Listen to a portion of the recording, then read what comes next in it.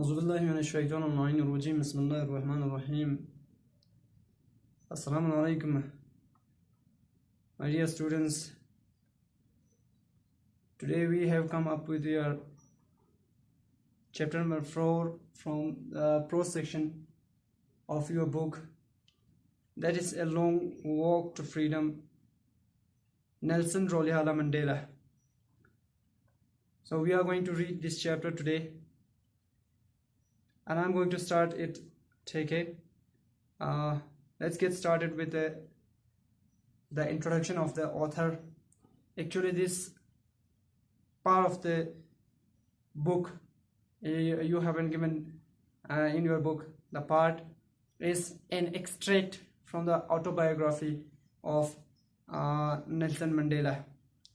So, first of all, you have been given an idea what kind of a person, what sort of a person Nelson Mandela was. So, a brief introduction is given over here for your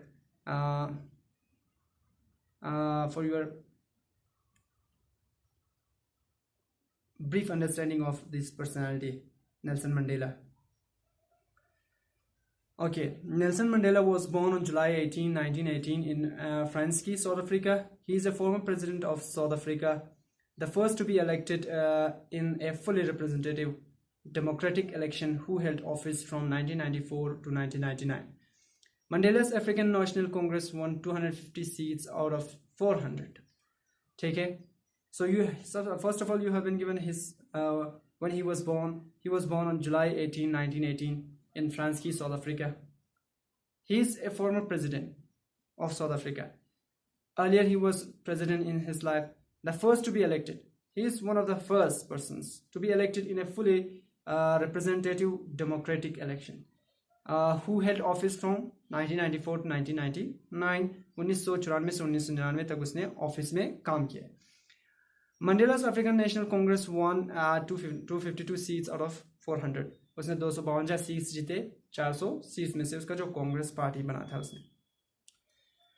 Before his presidency, Mandela was an anti-apartheid activist.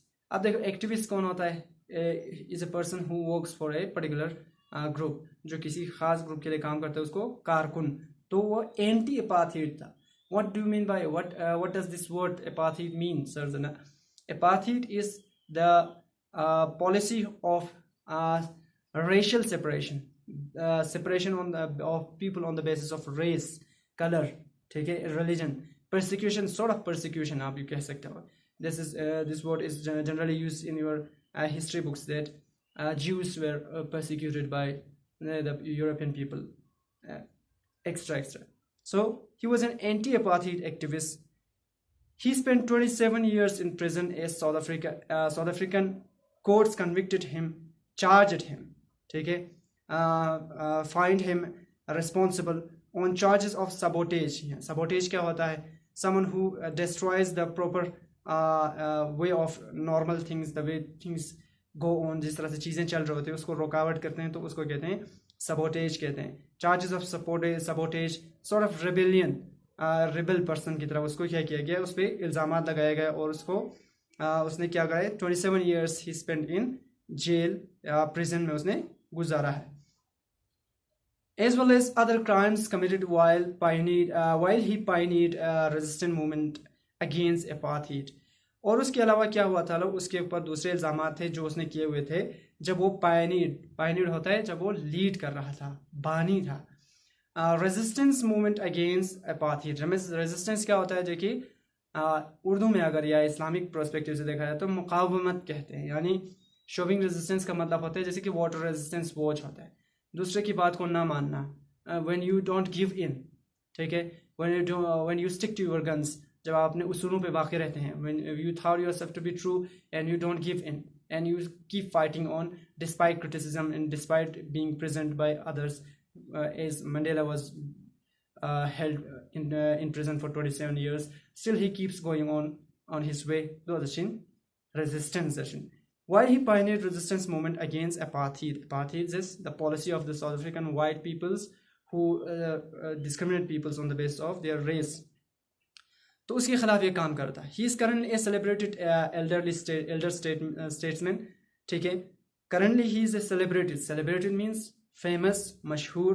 ठीक है, well known Elder statesman है. बुजुर्ग एक क्या है वो सियासतदान है. हु वॉइसेस, ठीक है, who speaks again, put forth voices यानी यहाँ पे आगे रखता है his opinions on certain seminal issues such as US hegemony. अब देखो सर्टेन सेमिनल इश्यूज यानी सीमेन. This is not in terms of biology, but the meaning conveys the same thing.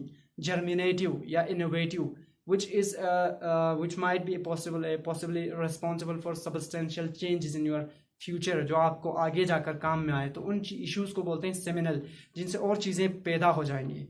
तो उसमें क्या था, such as US hegemony. आपको यहाँ समझ में आता है. hegemony होता है dominance. The Rahbar Muslim speaks on most occasions about the cultural hegemony. यलगार, तहजीबी यलगार है, तो वो hegemony है, dominance.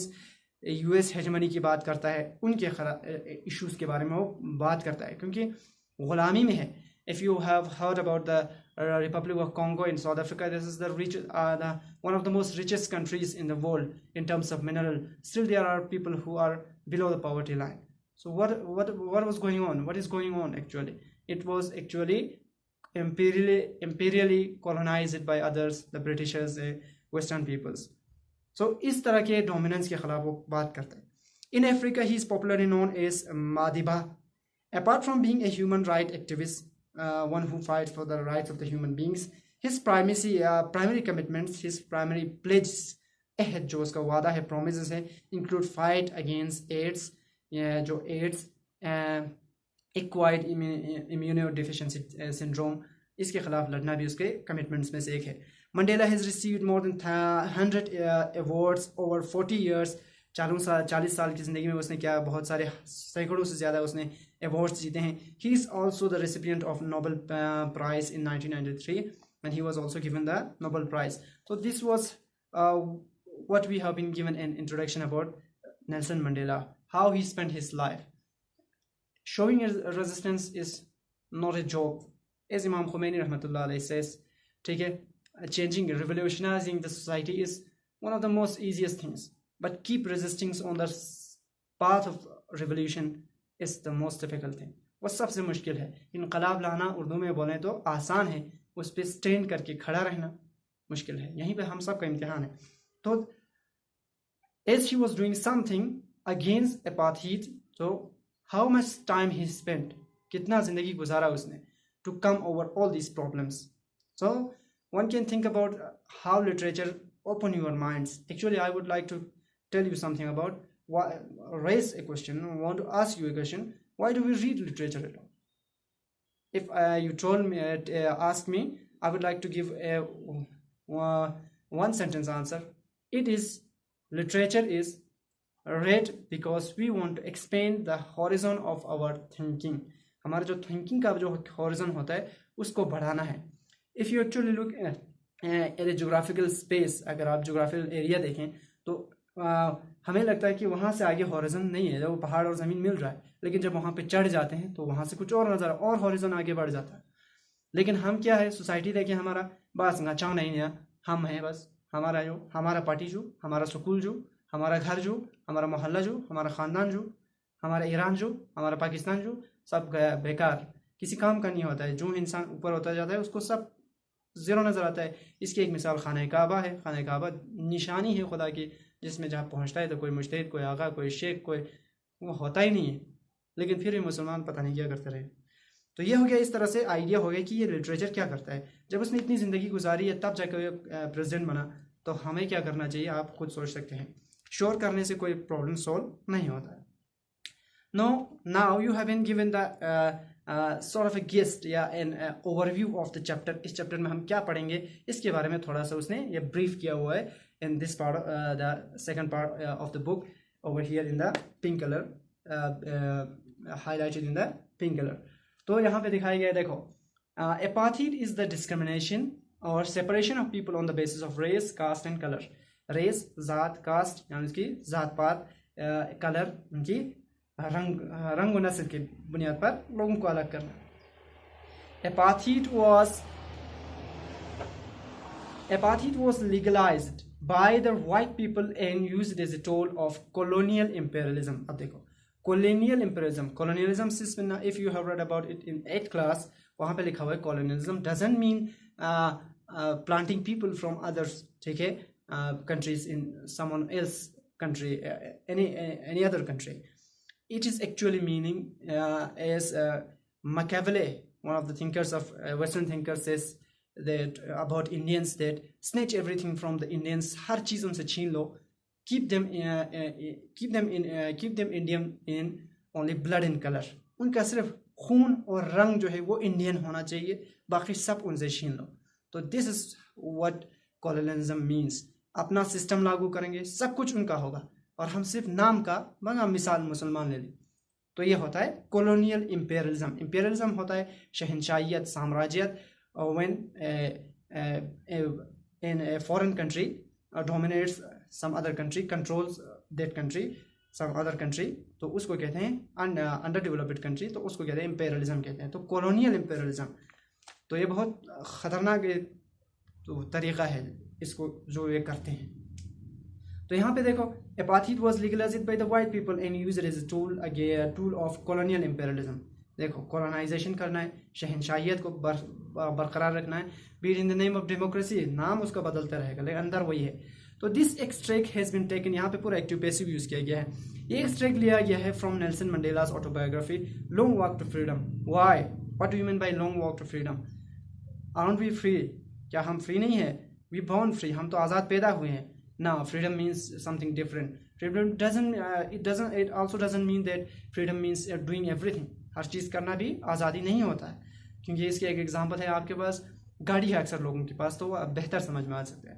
80 स्पीड से गाड़ी चलता है, लेकिन वो बाजार में 80 स्पीड से नहीं चला सकता है, तो उसकी आज़ादी तो गई.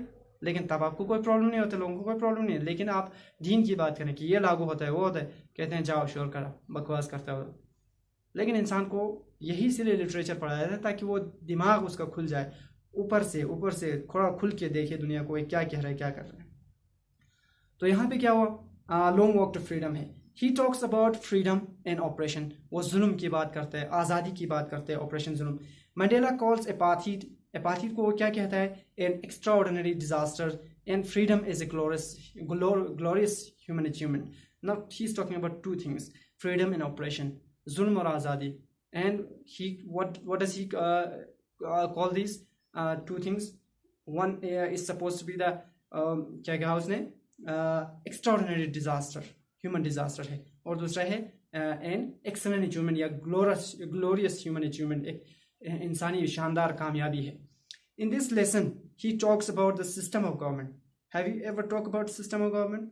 No. What we have to do with this system of government? हमें क्या करना है? हम तो बस चलते रहते हैं, ठीक है. तो हमें क्या करना है, ये देखो क्या कह रहा है about the system of government. Government की सिस्टम की बात कर रहा है. एक द स्ट्रेंथ ऑफ करेज, हिम्मत की जो ताकत होती है उसकी बात कर रहा है.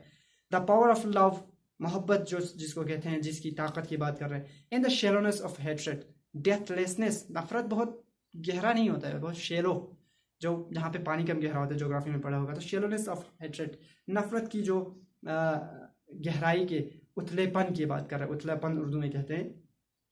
और क्या कह रहा है, ही पुट्स फोर्थ. आप देखो ये सिंपल प्रेजेंट यूज किया, आज सामने रखता है his views about the oppressor जो जुल्म कर रहे हैं, ऑपरेशन और जुल्म की.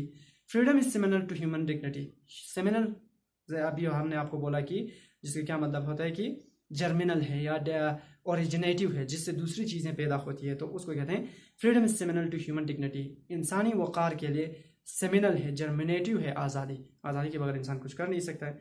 Operation is a great tormentor. Tormentor होता है यानी बहुत तकलीफ, one something that afflicts you, keeps constantly hurting you, जो आपको बार बार परेशान करता रहता है. तो tormentor. And decimates the identity and dignity of races. Decimates होता है डिस्ट्रॉयज द आइडेंटिटी यानी पहचान और इज्जत जो है, डिग्निटी वक़ार जो है, वो ज़ातों की जो खुदा ने ज़ात बनाए अलग अलग, वो बनाने का भी एक फ़लसफ़ा है उसमें, वो देखेंगे, उसको बाद में देखेंगे, उसको मिटा देता है. He thinks that oppressors too, जो ऑपरेसर खुद भी जो होता है उसको भी क्या करना चाहिए, must be liberated of his hatred, उसको भी अपनी नफरत से आज़ादी की ज़रूरत है. Mandela provides thought provoking insight into political and social emancipation. Emancipation पहले समझते हैं ताकि आपको दूसरा समझ में आ जाए. इमेंसिपेशन होता है सेल्वेशन, लिबरेशन, आज़ादी। मगर किसकी बात कर रहा है? देखो, पॉलिटिकल एंड सोशल, समाजी आज़ादी। यो तो समाज आज़ादी हो 300 आता यहाँ चीज़ डोमिनेट बस हो, लेकिन हमें पता नहीं है हमें किसने डोमिनेट किया हुआ, किसके कंट्रोल में है।